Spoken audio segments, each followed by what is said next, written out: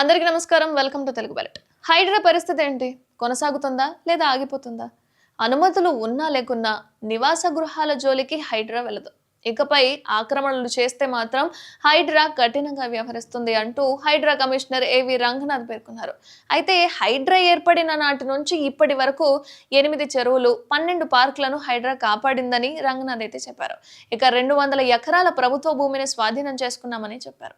ఇక FTL buffer zone పై ప్రజలకు అవగాహన కల్పించామని రంగనాథ్ పేర్కొన్నారు. ఇకపై ఆక్రమణలు చేస్తే కఠినంగా వ్యవహరిస్తామని హెచ్చరించారు. శనివారం మీడియాతో మాట్లాడిన రంగనాథ్ హైడ్రా ఓవరాల్ ప్రోగ్రెస్ పై స్పందించారు. సాంకేతిక పరిజ్ఞానంతో చెరువులకు సరిహద్దులు, బఫర్ జోన్లు నిర్ణయిస్తున్నట్లుగా పేర్కొన్నారు. అయితే ఎన్ఆర్ఎస్ఈతో సమన్వయం చేసుకుని శాటిలైట్ చిత్రాలు సేకరిస్తున్నామని, అలాగే చెరువులకు సంబంధించి 2000 సంవత్సరం నుంచి 2024 వరకు ఉన్న చిత్రాలు సేకరిస్తున్నామని వివరించారు.